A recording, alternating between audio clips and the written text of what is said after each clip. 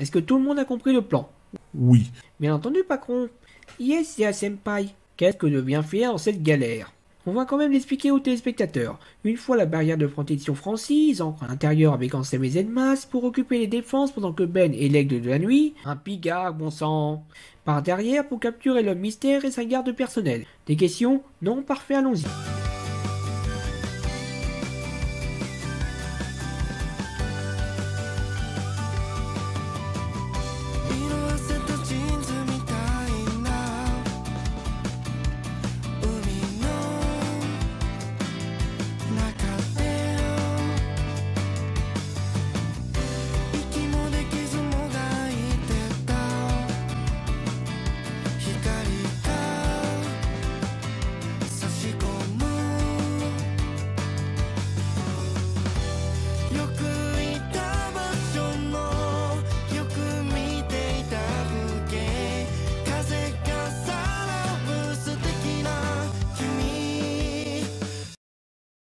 Halt.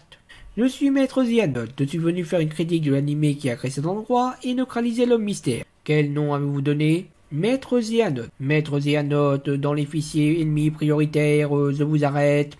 Que font un fan de Star Wars et un fan de Stargate quand? Mais que se passe-t-il? Des individus en manteau noir sont en train de nous attaquer.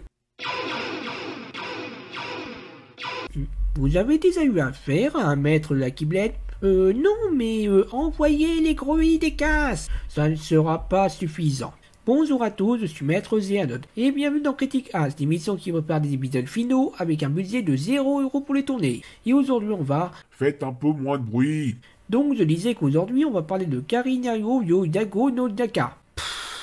Ça veut dire le canari enfermé dans une case, mais comme c'est pas très pratique, je vais dire le Club Canari. Donc le Club Canari raconte l'histoire de Sakimi, une jeune étudiante qui tombe amoureuse du capitaine de foot de son école, et qui va se faire totalement rouler quand ce dernier va s'enfuir en lui laissant une dette de plusieurs millions de yens, que Sakimi essaye de rembourser avec le plus vieux métier du monde, mais il est évident qu'elle en aura pour toute une vie. Heureusement, un commanditaire se présente pour asser ses dettes, et en contrepartie, Sakimi devra travailler dans son établissement et prendre soin de risques commanditaires. Une histoire tout à fait banale. Alors autant le dire tout de suite, ce n'est rien contre la prostitution en soi, tant qu'elle est volontaire. Et si une personne veut gagner de l'argent avec son corps, c'est totalement son droit.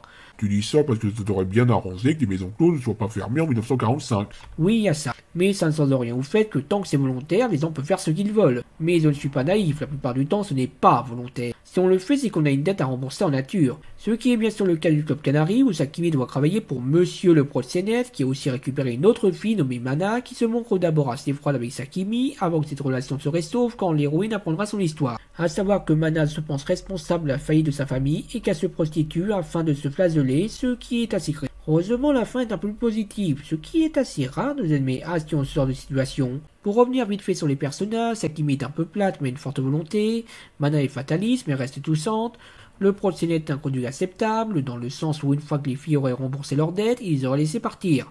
Quant aux clients, ce sont les clients qui ont payé pour faire des choses avec des filles, ce qui les rend pas détestables en soi. C'est plus embêtant qu'ils soient déjà probablement mariés, mais qu'ils fréquentent une maison close ne montre pas de problème en soi, le principe du volontariat. Et puis ces clients n'ont pas été sadiques avec des filles, par là je veux dire qu'elles n'ont pas été torturées, ils se contentent juste de faire des scènes de crues bidule massacreux qu'avec elles. Ce que je veux dire c'est qu'ils auraient pu être 1000 fois pire pour elles, rien que dans les animés précédents de la saison 3. Sinon ces scènes de crues bidule massacreux ne sont pas méga folisson dans l'épisode 1, et un peu meilleures dans l'épisode 2, surtout la scène Yuri, oui parce que j'aime bien Yuri.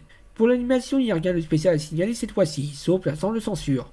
Donc le Club Canari montre assez bien comment une personne qui n'a rien demandé peut sombrer et se retrouver dans le milieu créclou de la prostitution mafieuse. Et montre aussi plutôt bien la vie dans une maison close de sud japonaise. Faudrait que je voie un jour si les Français avaient le même genre de système.